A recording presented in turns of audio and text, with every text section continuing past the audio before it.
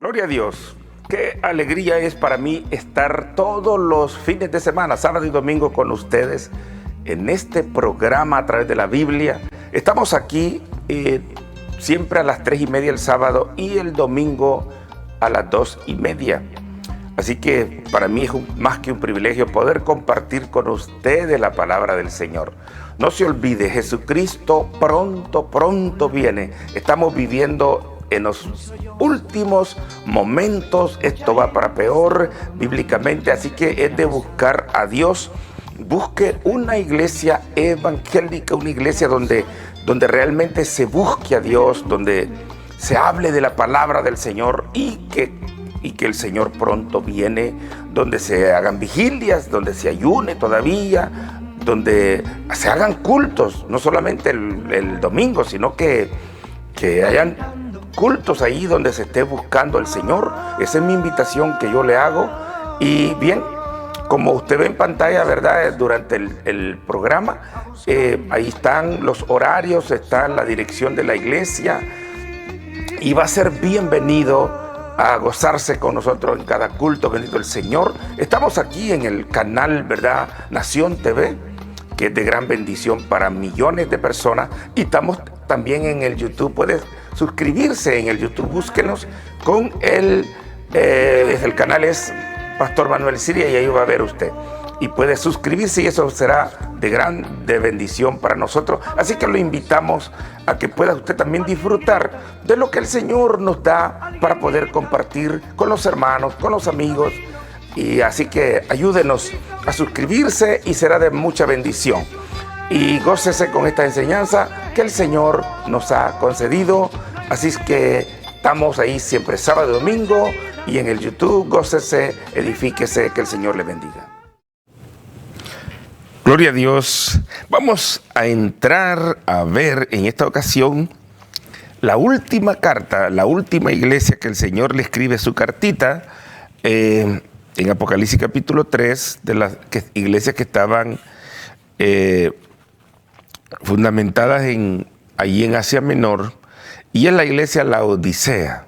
Esta iglesia es la que estaba aparentemente la peor de todas, pero el Señor, con todo y eso, el Señor está viendo si le da una oportunidad de cómo poder restaurarla.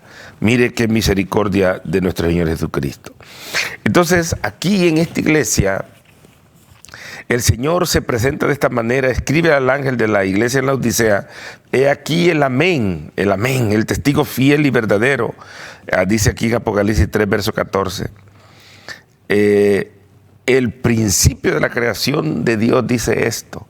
El Señor se presenta aquí como el amén, el testigo fiel y verdadero. Así se presenta, como quien dice que Él está en serio con lo que Él dice. Gloria al Señor. Él dice que Él es el amén, que quiere decir así sea.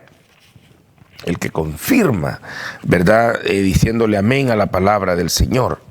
Entonces, de esta manera el Señor se presenta como el testigo fiel y verdadero. Dice el principio de la creación de Dios, dice esto, dice. Entonces, esto del principio de la creación de Dios, yo quiero explicarles algo muy importante, queridos oyentes. Quiero decirles que esto del principio de la creación de Dios, algunas personas se han confundido. Ellos creen que Jesucristo tuvo un principio y que es el principio de la creación de Dios, que Dios lo creó. No nos equivoquemos. Jesucristo, Él es Dios Hijo. Como dice el capítulo 3, creo que es el versículo 13 del libro de Tito. Tito dice que Jesucristo, nuestro gran Dios, dice. Y Filipenses capítulo 2, versículo 6, dice que Él no escatimó ser igual a Dios, ni es cosa a que aferrarse. Entonces Juan dice en el capítulo 1 de Juan, dice que en el principio era el verbo era Dios, y el verbo era con Dios. Todas las cosas fueron creadas por Él, y nada de lo que fue creado hubiera sido creado si no hubiera sido por Él. En Él estaba la vida, y la vida era la luz de los hombres. Dice que desde el principio Él estaba con Dios, desde el principio. Él es Dios y él estaba con Dios. Y Pablo, un hombre con una gran revelación espiritual, en Colosenses capítulo 1, versículo 16, dice Pablo que Jesucristo, él es el primogénito de la creación de Dios, dice. Pero si usted lee con mucho cuidado, dice que por él, por Jesucristo, fueron creadas todas las cosas de lo que hay allá en el cielo y aquí en la tierra. Los ángeles son creados por Jesucristo, los arcángeles. Según Ezequiel capítulo 28, el querubín precioso, un día fue creado fuiste, dice. Entonces, pero Jesucristo no fue creado, Él es Dios Hijo. Él es Dios Hijo. Él es igual al Padre. Es Padre, Hijo y Espíritu Santo. Entonces, no, porque dice aquí principio de la creación de Dios, no vaya a creer usted que Él fue creado un día. Jesucristo es creador. Él es creador, ¿verdad? A Él se le dio ese privilegio también. Gloria al Señor. Entonces, así se presenta esta iglesia. Principio de la creación de Dios, dice esto. Yo conozco tus obras, dice el Señor a esta iglesia. Y mire la situación que estaba esta iglesia, dice que ni eres fría, ni eres caliente. Eso es lo que yo conozco, dice, ojalá fuera fría o caliente, dice. Esta iglesia era tibia. Esta iglesia era tibia. No era ni fría, ni era caliente. El frío es aquella persona que no conoce el Evangelio, no ha aceptado a Cristo, no conoce el Santo Evangelio, nunca ha sentido la presencia del Espíritu Santo en su vida. Esta persona es una persona fría y hasta cierto punto tiene cierta razón de ser frío porque nunca ha sentido al Espíritu de Dios en su vida, no ha tenido una revelación, gloria al Señor, de Dios para conocer. Entonces, el caliente es aquella persona que realmente se ha acercado a Dios y siente a Dios en su vida. El tibio es aquella persona que está en medio, no es ni frío ni caliente, es mediocre. Entonces el Señor dice, por cuanto eres tibio y no eres frío ni caliente, yo te vomitaré de mi boca. Mire cómo le habla el Señor a esta iglesia. Esta iglesia estaba tibia. El Señor le dice, yo te vomitaré, yo no te quiero de esa manera. O sea que el Señor quiere que nosotros seamos diferentes. Lo digo por mí y por usted que me está escuchando. Dios no se conforma con cualquier cosa. Muchas veces a nosotros nos parece que el Señor se conforma con cualquier cosa. Como quiera, yo voy a la iglesia, doy mis ofrendas, canto, lloro cuando veo que están llorando, hago esto y lo otro, pero el Señor no se conforma con eso. Él quiere que realmente nosotros podamos hablarle a los demás del Santo Evangelio, podamos compartir con los demás, podamos sentir la alegría del Evangelio, el gozo del Evangelio, el poder del Santo Evangelio. Pero muchas veces realmente muchas veces actuamos fríamente. De veras, qué lástima, ¿verdad? Entonces, pero el Señor no está de acuerdo con esto. Para el Señor, esto le causa vómito. Fíjese que cuando usted y yo vomitamos algo, nosotros vomitamos algo que nos hace daño en nuestro cuerpo. Algo que nuestro cuerpo no puede digerir porque se está echado a perder ya y no le cayó bien al estómago. Lo vomitamos. Perdón que tengo que hablar esto así. Suena antihigiénico, pero es la verdad, hay que mencionarlo porque Dios está hablando aquí la palabra. Te vomitaré de mi boca. Entonces, muchas veces si nosotros seguimos en esta situación que no queremos calentarnos espiritualmente, no queremos meternos en el conocimiento de Dios, no queremos ya casi ni ir a la iglesia, ya no queremos buscar al Señor, es muy posible que el Señor nos hable de esta manera, que nos calentemos espiritualmente, que dejemos ya de ser unos cristianos tibios. Aquí dice seriamente el Señor, te vomitaré de mi boca. Gloria al Señor. porque tú dices, yo soy rico. Esta iglesia se había enriquecido, hermano, económicamente hablando. Y fíjese que aquí no está hablando de enriquecerse espiritualmente, sino que esta iglesia se había enriquecido. Los historiadores dicen que esta ciudad, la Odisea, era la ciudad más rica, una de las ciudades más ricas de Asia Menor, que por cierto eran provincias de Roma, y se habían enriquecido, pero esta es la ciudad más rica. Entonces, en esta situación estaba la iglesia. Ellos se habían enriquecido económicamente. Entonces, la ideología que esta iglesia tenía decía, porque tú dices, yo soy rico y me he enriquecido y de ninguna cosa tengo necesidad. De ninguna cosa tengo necesidad. Ese era el pensamiento que a esta iglesia se le había metido, hermano. Ellos se habían enriquecido y habían puesto su confianza en el área económica. Y esto es bien fácil caer en esta situación. Cuando uno siente que tiene ciertos bienes económicos, hasta cierto punto uno está confiado ahí, que tiene esa riqueza, que tiene esa posesión económica. Y como que eso da la tendencia a descuidarse de Dios, y como que ya no se necesita de Dios, sino que estamos esperanzados en lo que tenemos. Esta situación de esta iglesia era terrible. Y esa situación se está dando hoy en día. Hay ministerios que lastimosamente se han enfocado, tan bien enfocados en enseñar pura prosperidad. Y si tú vives una vida un poco mal económicamente, tú estás mal con Dios. Contrario a la iglesia, la Filadelfia, que dice que ellos tenían problemas económicos, pero estaban requete bien espiritualmente. Esta iglesia está al contrario, ellos estaban enriquecidos económicamente, pero estaban tibios, se habían descuidado espiritualmente. Muchas veces el Señor sabe lo que permite, muchas veces el Señor permite que nosotros pasemos situaciones económicas malas, no es la perfecta voluntad de Dios, pero de esa manera es cuando a veces queremos buscar a Dios. Entonces nos acordamos de hablar con Dios que nos ayude, que no hayamos cómo hacerle para pagar los biles, ¿verdad? Entonces esta iglesia se había enriquecido. Y sabe, no es malo, hermano, yo he enseñado cantidad de veces, usted y yo podemos pedirle al Señor cosas buenas, carro bueno, una casa, podemos pedirle cosas, no es nada de malo eso.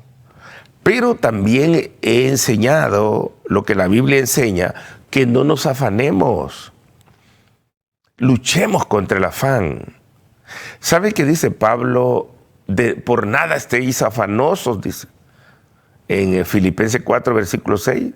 Dice que por nada estemos afanados, por nada. Que se salga ese pensamiento de nosotros, ese mal pensamiento, estar afanados. Es muy peligroso que nosotros vivamos pensando. Esta es una de las tentaciones grandes que existe, pensar en las riquezas. Tenemos que martillar esto, tenemos que luchar contra este pensamiento. Porque, ay, Dios mío, yo conozco cristianos, hermano. Dios los ha bendecido, pero ellos se descuidaron espiritualmente. Se descuidaron. Andan lejos de Dios ahora. Y sabe, hermano, uno de los versículos que yo me he memorizado para esto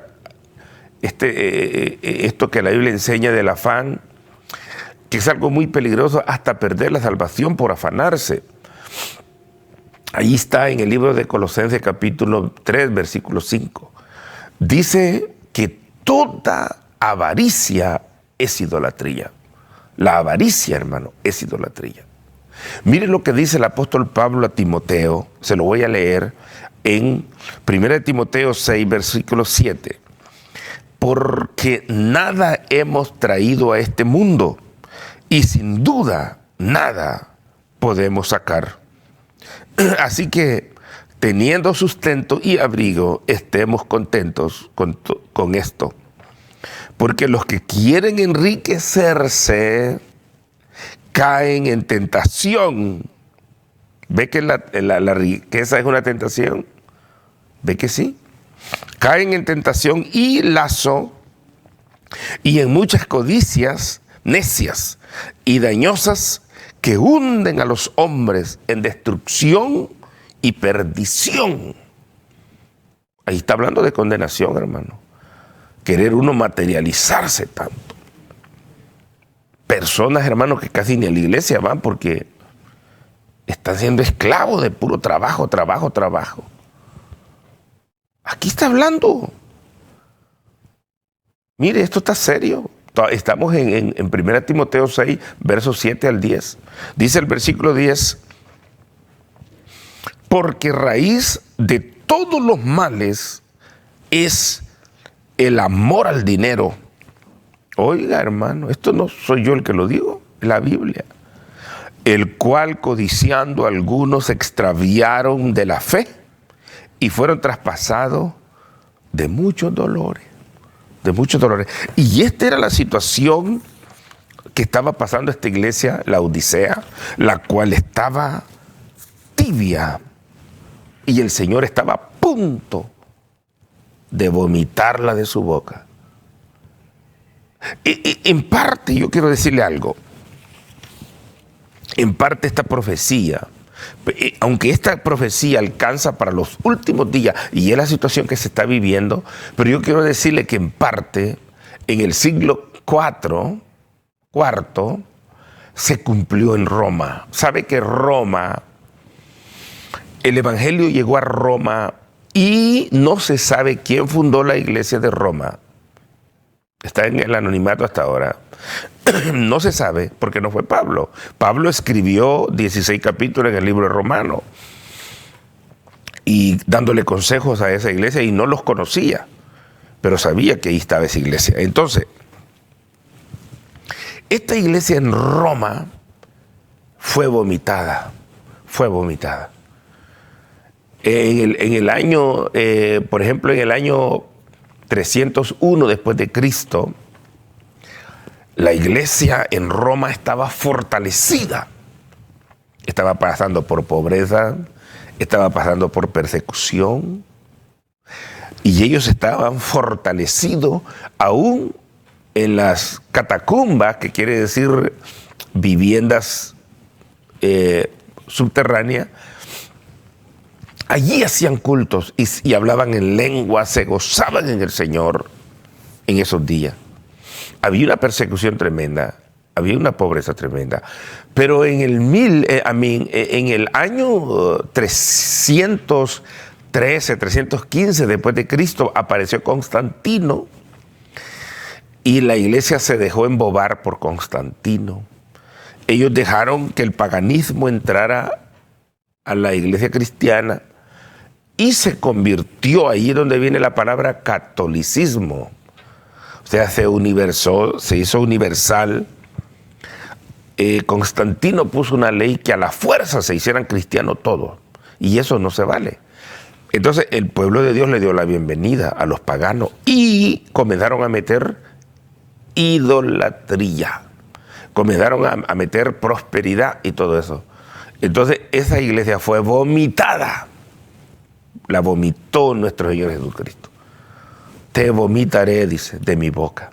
El Señor vomitó esa iglesia, y entonces el Señor ya en el libro de Apocalipsis capítulo 17 y capítulo 18 le había dicho la gran ramera, dice, la gran ramera. Mire dónde se convirtió esa iglesia, en la gran ramera. Fue vomitada por Dios. Entonces, el Señor puede vomitar a una persona, ya no la aguanta en su cuerpo, porque supuestamente nosotros somos el cuerpo de Cristo, nosotros estamos en el cuerpo de Cristo, pero si somos insoportables espiritualmente, el Señor nos puede vomitar de su boca, por su boca. Y eso viene de adentro. El Señor, ya la persona no está en el cuerpo de Cristo.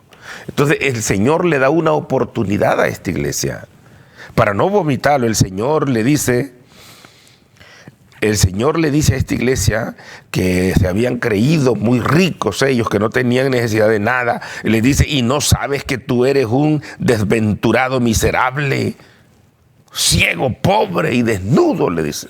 Así había quedado esta iglesia, hermano, espiritualmente. Ciegos, pobres, desnudos. Y el Señor estaba a punto ya de vomitarlo y le dice, ustedes se creen ricos, pero ustedes son ciegos, desnudos, son unos pobres. Así les dice el Señor. Entonces el Señor les dice,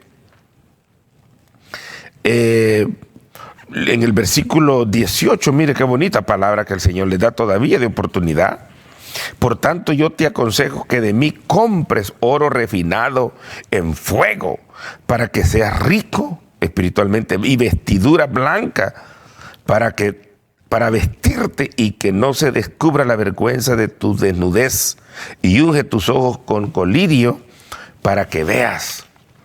Porque allí abundaban los doctores, los oculistas, y sabían lo que era colirio. Era una medicina inventada en la Odisea. Entonces el Señor sabe lo que está hablando con ellos. Ellos eran ciegos espiritualmente, y que del Señor compraran oro, compraran ropa fina, compraran colirio. Le está dando el Señor una gran oportunidad, un llamado a esa iglesia. Gloria al Señor para siempre. Entonces, en el versículo 19, el Señor les dice, yo reprendo y castigo a todos los que amo. Sed pues celoso y arrepiéntete.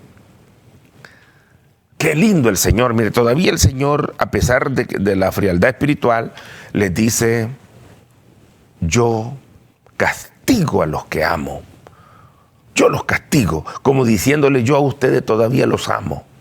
Sean celosos y arrepiéntanse. Yo amo, yo castigo a los que amo. Es lo que dice Hebreos capítulo 12, versículo 6, que el Señor al que ama disciplina y castiga a todo aquel que llama por hijo. Lo castiga. ¿Algún día el Señor nos ha castigado a nosotros? Claro que sí. ¿Por qué? Porque nos ama. Porque nos ama.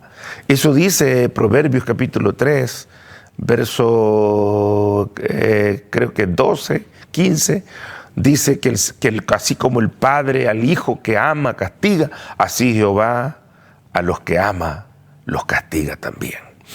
Entonces el Señor sabe la situación de esta iglesia, que es una situación tan desgradante, caótica, y le está dando una oportunidad de que se arrepientan, diciéndole, yo los voy a castigar.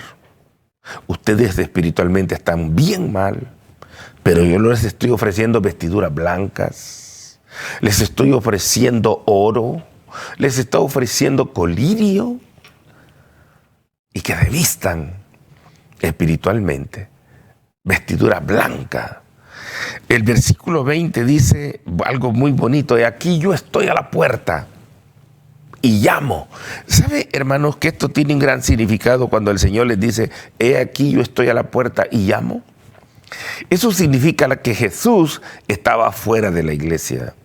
Jesús ya no estaba dentro de la iglesia. ¿De cuántas iglesias hoy en día Jesucristo ya no está dentro de la iglesia? ¿Ya no se honra el nombre de Jesús en esas iglesias? Él está afuera. Mire lo que dice el versículo 20. He aquí yo estoy a la puerta y llamo.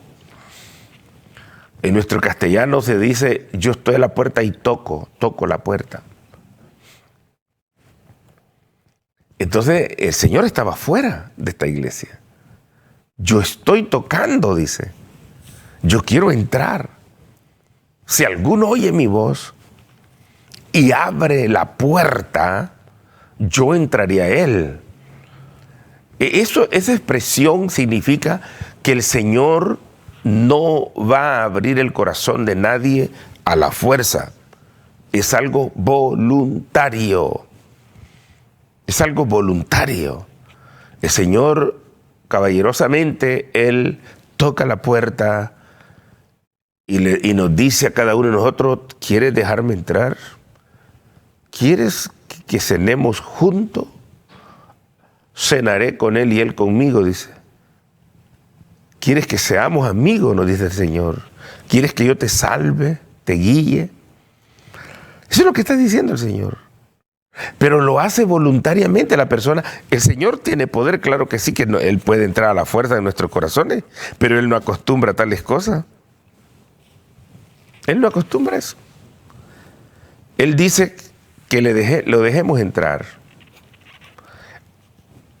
No esperes, hermano y hermana, amigo, que Dios va a venir y te va a agarrar de la mano y te va a llevar a la iglesia a la fuerza.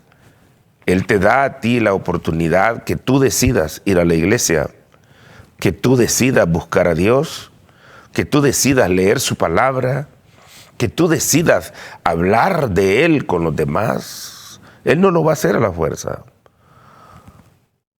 Él siempre le dice al hombre: si alguno oyere mi voz, no endurezca su corazón, déjeme entrar.